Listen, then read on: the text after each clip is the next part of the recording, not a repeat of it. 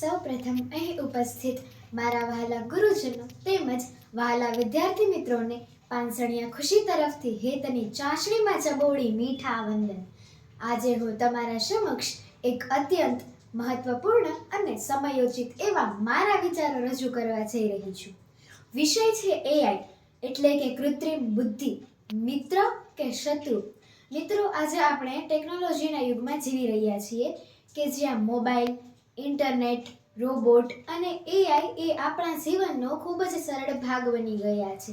AI એ આપણું કામ ખૂબ જ ઝડપથી અને સરળતાથી કરે છે, પણ જે એઆઈ આપણું કામ ઝડપતાથી અને સરળથી કરે છે તે એઆઈ આપણો મિત્ર છે કે પછી ભવિષ્યમાં આપણો સૌથી મોટો શત્રુ બનવાનો છે? સૌપ્રથમ આપણે એ સમજીએ કે એઆઈ એટલે કે શું? તો કે માનવ જેવી વિચાર શક્તિ ધરાવતી મશીનોને એઆઈ કહેવામાં આવે છે કે જે વિચારી શકે, શીખી શકે અને નિર્ણય લઈ શકે, તેને એઆઈ કહેવામાં આવે છે। હવે આપણે વાત કરીએ એઆઈ મિત્ર તરીકે। મિત્રો, એઆઈ અત્યારે શિક્ષણ ક્ષેત્રે પણ ખૂબ જ આગળ વધી રહ્યું છે કે જ્યાં વિદ્યાર્થીઓને online classes, smart board, digital શિક્ષણ, ભાષાંતર, પ્રશ્નોના જવાબ આ બધું જ એઆઈ દ્વારા શક્ય બન્યું છે। શિક્ષકોને પણ પાઠ્ય યોજનામાં મદદ કરે છે। ચિકિત્સા તરીકે એઆઈ એ ડૉક્ટરનો સહાયક બની રહ્યો છે, જેમ કે રોગની વહેલી ઓળખ, એક્સરે, સીટી સ્કેન, ઓપરેશન તેમજ લોકોનો જીવ બચાવવાનું કામ પણ એઆઈ કરી રહ્યો છે। ખેડૂતો માટે હવામાનની આગાહી, પાકના રોગની ઓળખ તેમજ પાકને કેટલું પાણી અને ખાતર આપવું ને તેની યોગ્ય જાણ પણ એઆઈ કરે છે। Bank, railway station, airport, mobile application આ બધી જ જગ્યાએ એ આપણું કામ સરળતાથી અને ઝડપથી કરે છે। તો હા મિત્રો, એઆઈ એ આપણો સાચો મિત્ર છે, પણ શું તે શત્રુ બની શકે? તો હા, તે શત્રુ બની શકે। જો આપણે તેનો દુરુપયોગ કરીએ તો એઆઈ એ આપણો ખતરનાક શત્રુ બની શકે છે।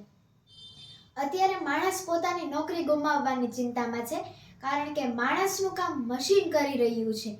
ડેટા ચોરી, ગુનો, સાયબર ક્રાઇમ, નકલી વિડીયોઝ, ખોટી માહિતી આ બધું જ એઆઈના દુરુપયોગ દ્વારા થાય છે। જો ભવિષ્યમાં માણસ કરતાં મશીન વધારે શક્તિશાળી બની જાય અને માણસ પર નિયંત્રણ કરતું થઈ જાય ને તો એ સમય ખરેખર ભયાનકમાં ભયાનક સમય હશે। હવે સાચો પ્રશ્ન એ નથી કે એઆઈ મિત્ર છે કે શત્રુ, સાચો પ્રશ્ન એ છે કે આપણે તેનો ઉપયોગ કેવી રીતે કરીએ છીએ। છરીથી શાક પણ કપાય છે અને કોઈને ઈજા પણ થાય છે, પરંતુ એમાં છરી એ શત્રુ નથી, એ તો માત્ર એક સાધન છે। એ જ રીતે એઆઈ એ નથી શત્રુ કે નથી મિત્ર, એ તો માત્ર એક સાધન છે। આપણે એઆઈનો ઉપયોગ ઈમાનદારી, નૈતિકતા અને માનવ કલ્યાણ માટે કરીએ ને તો એઆઈ એ માનવ જાતનો શ્રેષ્ઠ મિત્ર બની શકે છે, પણ જો એઆઈનો ઉપયોગ લાભ, સ્વાર્થ અને સત્તાના દુરુપયોગ માટે કરીએ તો એઆઈ એ માનવ જાતનો શત્રુ બની શકે છે। અંતમાં હું એટલું જ કહેવા માંગુ છું કે એઆઈ એ માનવનું ભવિષ્ય, એઆઈ એ માનવનું ભવિષ્ય, પણ માનવતાના માર્ગદર્શન વિના એઆઈ અધૂરું, માનવતાના માર્ગદર્શન વિના એઆઈ અધૂરું। તો ચાલો આપણે સૌ મળીને એઆઈને વિકાસ, શિક્ષણ માટે વાપરીએ, પણ તેને શત્રુ નહીં માનવ જાતનો સાચો મિત્ર બનાવીએ, પણ તેને શત્રુ નહીં માનવ જાતનો સાચો મિત્ર બનાવીએ। આપ સૌએ મને ખૂબ જ શાંતિપૂર્વક સાંભળી એ બદલ આપ સૌનો ખૂબ ખૂબ આભાર। અસ્તુ।